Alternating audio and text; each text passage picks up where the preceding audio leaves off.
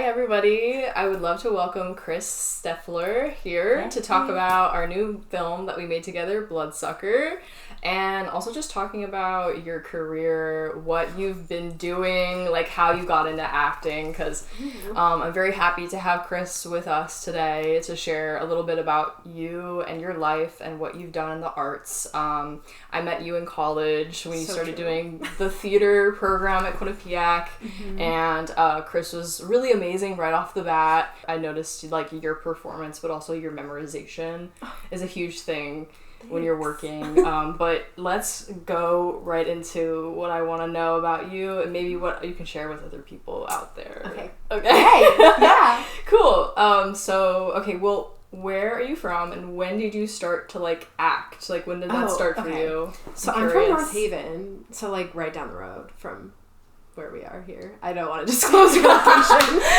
Okay. We're in Cheshire, Connecticut. Yeah, I'm from North Haven, so like Quinnipiac was always like very close for me. But I actually I feel like I had like a late start to acting because everyone's like, yeah, I was in like plays in middle school and high school, and I did not do that. But I started actually with improv. Like that was my first theatrical thing that I actually did. And one of my best friends, Tyler, shout out Tyler, he was like the president of the improv group or whatever at my high school, and he was like, you should just like come to like one rehearsal or whatever they would call it. And I was like, yeah, I'll just come and watch. He was like, you could just watch. And then I ended up not just watching because he was slimy and made me participate. But then I did that. Tyler, come on. But then I met like one of my other really good friends, Nick, there as well. Shout out Nick. And I just kind of like started doing that. And then I kept doing improv. That was my junior year of high school. And then senior year of high school, I kept doing it.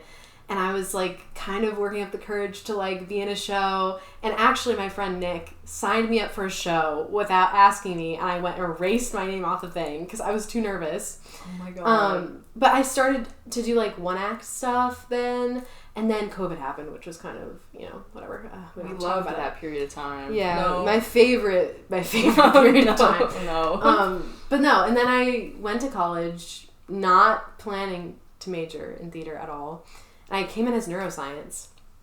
And I really liked chem and I really liked psych, but I did not like biology. And I was like, I can't do this anymore. Oh, wow. And then switched to English and then added theater because I just started doing theater at Quinnipiac. And I was like, it's a fresh start. No one's gonna know that I haven't done this before. And no one did. Smart and creative. That's a pretty good match. Yeah. Oh, so are you. I mean, that wasn't fishing. I wasn't fishing. I swear. No, I definitely was being genuine. No, that's so cool. No, that's really cool. Because me being creative, I loved physics, but even though it wasn't really like, I wasn't very good at it. I did not pursue a lot of the sciences in school very well. Like math and science were always very hard for me, but I still love creativity. So to have both is very cool. I think it's always interesting when I meet someone who has some sort of background of intelligence. With my background of intelligence. With creativity. There's also, I don't know, it could be like psychology. Like I've met a lot of people who do psychology in the arts because there is that element to it. Speaking of like doing a thriller about someone who is a murderer / like spoilers. Psycho. Yeah. yeah, but no, it's cool. That's really cool.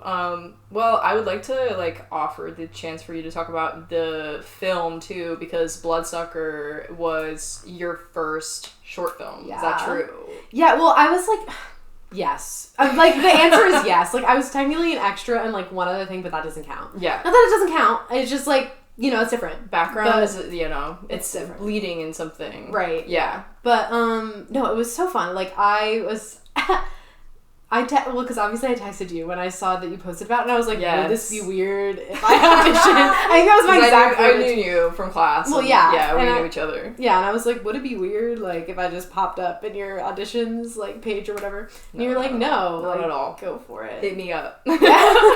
She's looking for you. I'm looking for you. That sounds so creepy in a great way. No, yeah, that's true. Yeah, no, I remember that. Yeah. And then there were a couple people, I always try and give everybody a good, it's hard because when you write a character, like, okay, I wrote and directed this movie with Chris, and we did it together with a bunch of other amazing people in our crew.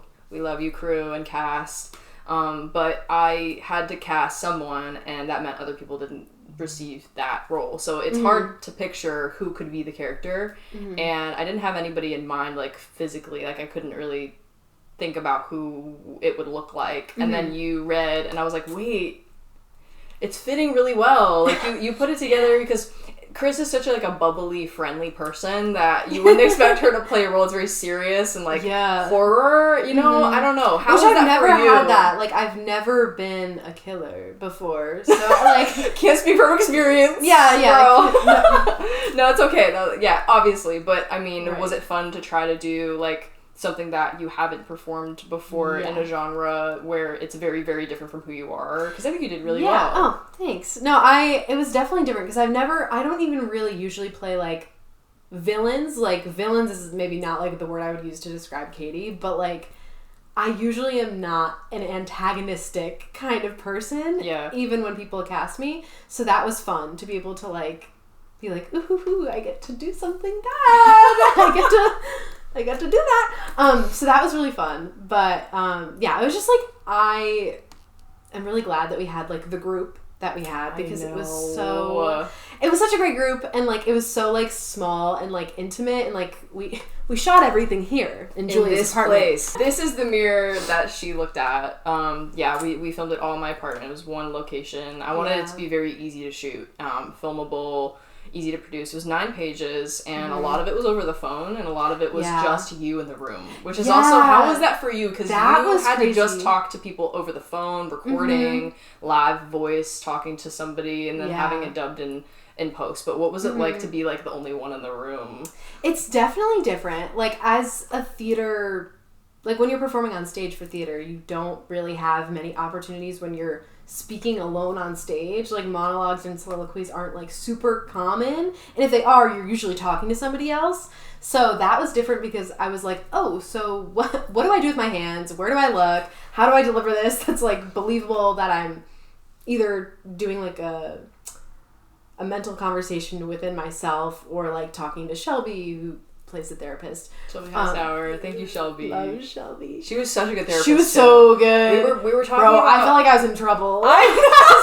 We were talking, well, it's supposed to be, like, there's a, part where we were talking about during the scene how Shelby's voice was so soothing for it to actually feel like the therapist talking to you, and having her, like, do a tape for us, having it on the screen felt like she was actually there for me. That was very helpful because, like, having at least a recording to go off of and, like, bounce off of Shelby in that way it was so much better than just being able, like, staring at a computer that doesn't have anything on it and she's being like, having to pretend you're my therapist and nothing's there, know, so something to play to. Yeah, exactly. It was good. So I'm glad. That was what I was hoping for. Yeah, but we love Shelby. It was great. I've worked with Shelby before on 2 other films, and she's been able to pull off other characters so well that are so different from each other too. Like, she's done sad, versatile. She's done killer, and she's done, like, therapist. So she's done all of the most extreme emotions. Right. Like, it's very cool to see, people you work with who have great range and variety. But yeah, like, I want to also follow up on what you said about the group we had, because I really casted and crewed this film, except for a friend of mine, Jacob Alexo, who was our boyfriend. He also ate down. I ate down! It was really fun. So good. He was very fun to work with. Jacob was a jam. He's also a filmmaker, writer, and we had an all-female cast and crew. Except Jacob. And it was really cool. It was something I wanted to try, but the camaraderie that I felt with the crew and the cast, everyone who was there, and all of my friends that I already previously know who have experience bringing it in, I just thought it was so cool to have, like, women lifting each other up. I don't know if you've ever had that at theater, like, communities with women, but I don't know, I feel like speaking on women specifically because we're queer women, I feel like there's a special place in my heart for women who make art together. I don't know, any thoughts on that? I mean, I feel like it's interesting because I feel like acting is a very female-led environment, like, especially at Quinnipiac, like, that's where most of my experience has been, obviously, but, like, it's mostly women who are auditioning, and then crew is, like, where it gets, I was about to say more diverse, where it gets, like, you have more of both genders, and so, like, it definitely is interesting though, because when I think about the directors that I've worked with in the past, I'm like, oh, like, yeah, they kind of are all guys, like, for the most part. But yeah, it's really cool to have women in every role. I've never been a part of a production where it's all women, so that was neither have I. That was my first time. Yeah, so it was like, that was a great unique experience, because I don't even think I've been in a show that had a cast of all women, regardless of the crew. Like, I can't recall. And when I say I don't remember, it was probably me and 2 other girlfriends who were making a movie. Yeah, girls in my room when I was like 12. Right. I wouldn't count that. Right. Like, you know, I'm trying to think of like recent years in the past, like 6 to 7. There was a show that I had an all-female cast, but it wasn't an all-female crew, but Murder by Membership Only. You saw that one. I did. Yes, I did. And that was an all-female cast, if I remember so correctly. Was Paige in that one? Paige was in that too. Paige! It was really good. But yeah, we had an all-female cast, and that was so much fun. And then we had a lovely crew, which also did include men. Love them too. But yeah, so that was the only other time. But it's really cool, because also having this be my first film experience, like, kind of welcoming me into that world where I know that there is a lot of tension sometimes when you get onto a film set, or it's just like you were speaking about how you went to like a festival recently and it was 80% men at the festival. Yeah, which is just like a really intimidating space to be like entering. I think I love working with anyone and everyone. I feel like men, women, everybody is very welcoming, and the people I've worked with I'm very fortunate to have worked with. Obviously, I think it's different when I come from like a queer female perspective, because you have something in common that you can share. And yes, like, not everybody is like that. Men, women, everybody is different. But I think when you have a woman who sees you as not her competitor but her equal, and you're working together to make something, that's when something magical happens. Yeah. That's what I really felt on this set with you and our cast and crew. I really enjoyed the time and I'm very appreciative of the experience that we had on it, the behind the scenes. I agree. Yeah, it was really fun. It was really fun. It was such a great time, and like, especially because I knew you and Seta, but I didn't know Callahan. And there were a bunch of cross betweens with friends that I've met and people who didn't know each other. Yeah, but we all like immediately vibed, and that was great. Yeah, it was very fun. Shout out Callahan. Shout out Seta. Shout out Sarah Byer, who our BTS photographer. She was in The Bad Date with me.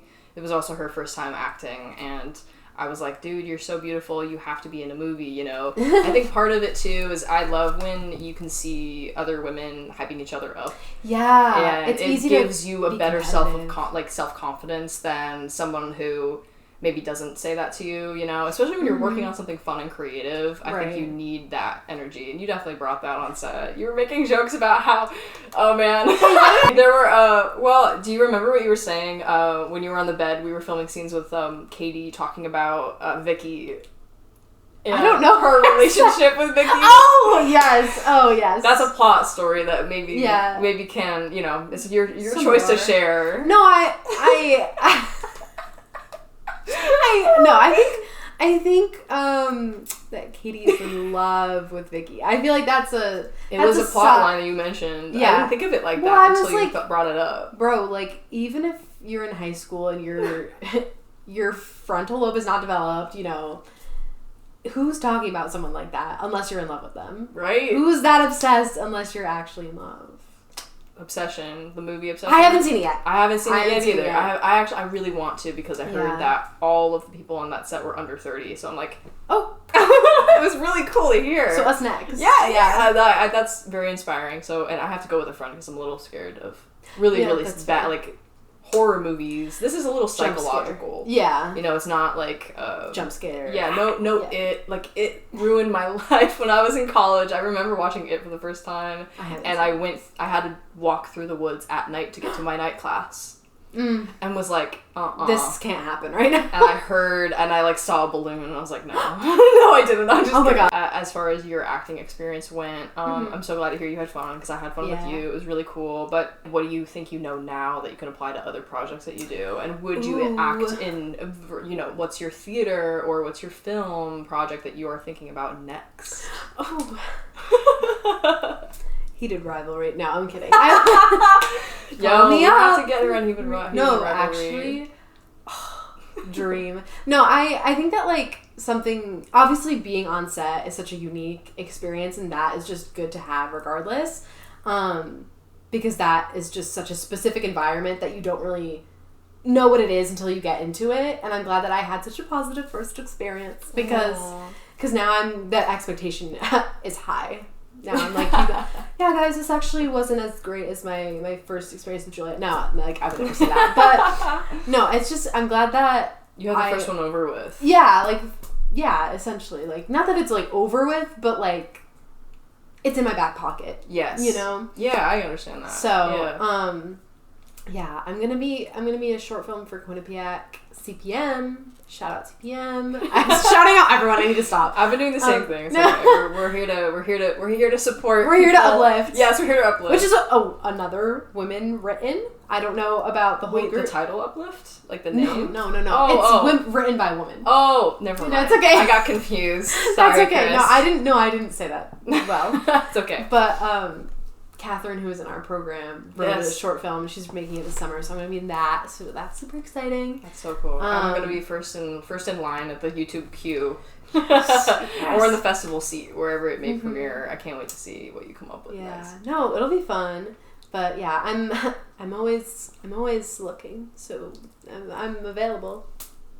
Yes, that's I'm what available. We're talking about. Hire me. I would love for you to also, this is a great segue to say, what can people expect from you? Where can they find you? What is something that you could, talk to, if anyone's out there looking to cast Chris? Okay. Where can they find you? What's your social? My Instagram is at Christina, CHRISTINA, .Stoeffler, STOEFFLER. Had to spell that because sometimes it's not phonetic. It's just not phonetic, and that's no one's fault but me. But no, I post on Instagram. I just actually made my account public, which is kind of scary, but it's okay. It'll change your life for the better. This is true. Hopefully. Hopefully, we're here in this together. I don't post on TikTok. If you find my TikTok, I will be impressed. But yeah, but you're out there. Please do follow Chris and her loveliness. She's a wonderful, talented actress and creative. And I'm really happy to have worked with you. It's so cool. Thanks. Good job. Oh,